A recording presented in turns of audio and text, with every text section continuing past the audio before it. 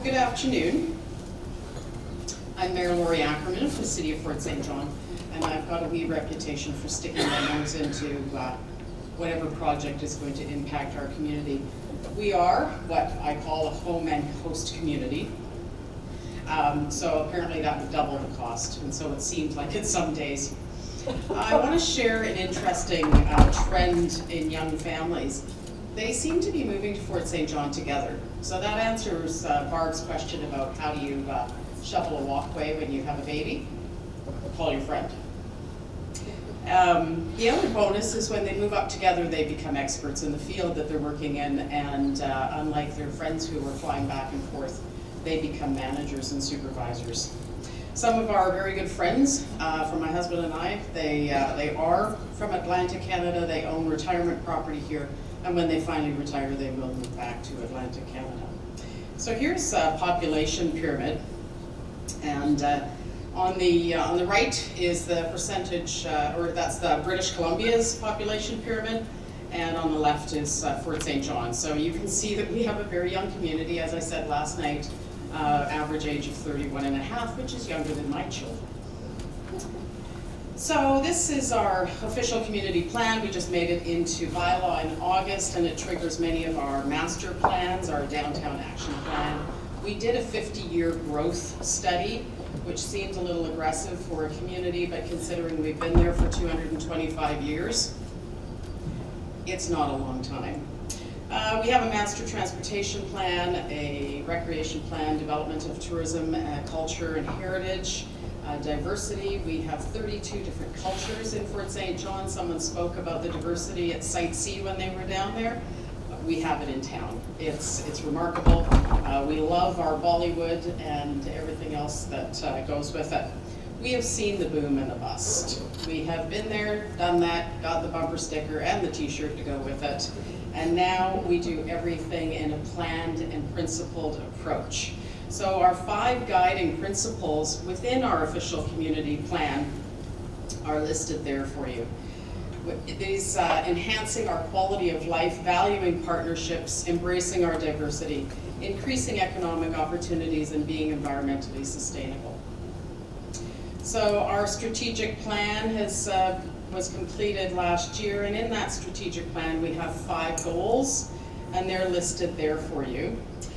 Within each goal there are objectives, projects, initiatives, timelines, who's responsible for them, and how we will evaluate the results.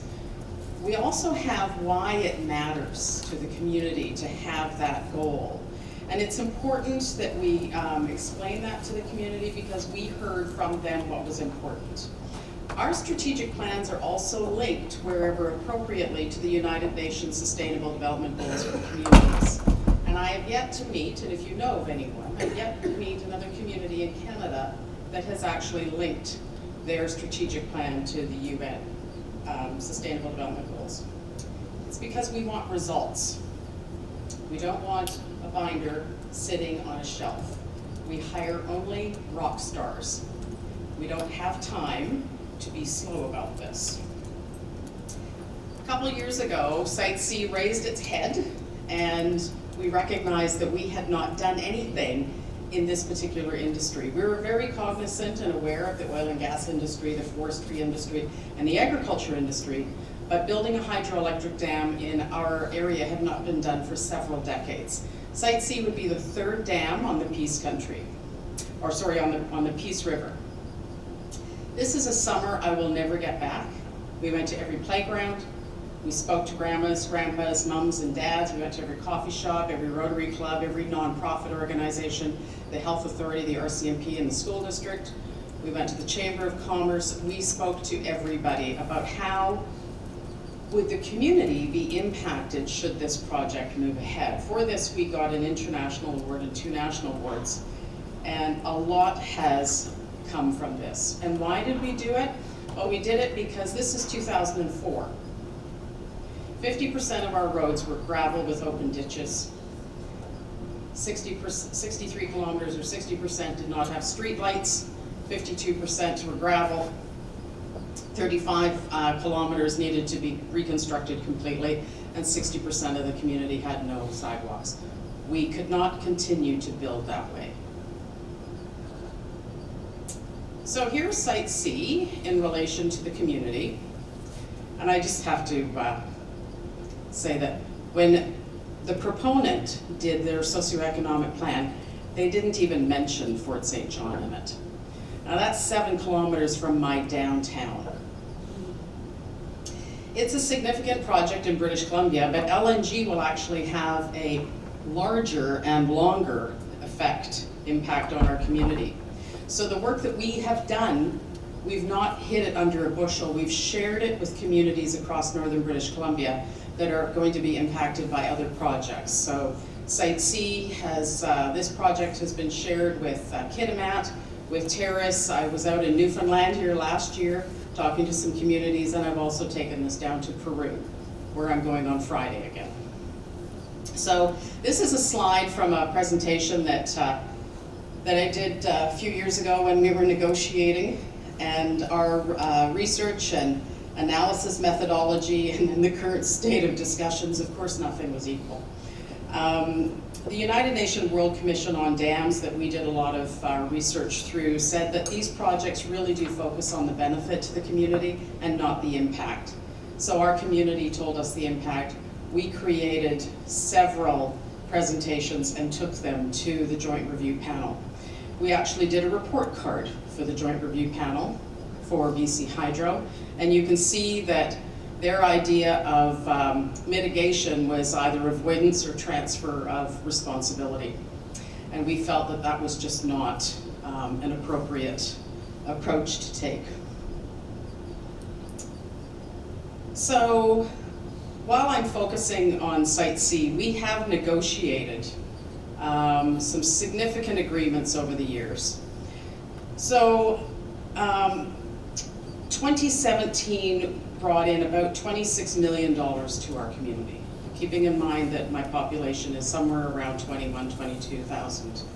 I get $1 million with a 2% compound lift every year from this project, Site C project, and about $25 million from a Peace River Agreement Fund that is negotiated with our provincial government.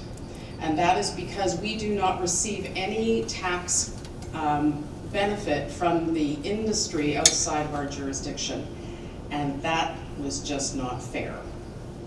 So there'll be a 2% lift on that in 2020, compounding to the end of the agreement, which is for the Site C project is at the end of the construction period, and then for the Peace River Agreement, that agreement goes until 2035. When the Site C agreement is finished, when construction is over, they start producing the revenue as the water starts flowing through the turbines, and we will start getting funds towards a legacy fund. We told BC Hydro that they could build a camp. It needed to have the amenities out there, and it was important for us to, because BC Hydro will have thousands of workers and then drop off. So we're building for here. Yes, we know there's an impact, but they can deal with that down at the camp. That camp has a barber shop, has a rec center, it has a church area, and it has a pub. They come into town to do their shopping if they need to. They come into town to go skating or for swimming. The rest of the recreation is out there. So we build for the future, not for the impacted now. We advocate for the services that are provided by other levels of government, and we have to help them recruit because they fail miserably at it. So thank you very much, and if you have any questions, I'll be right over there.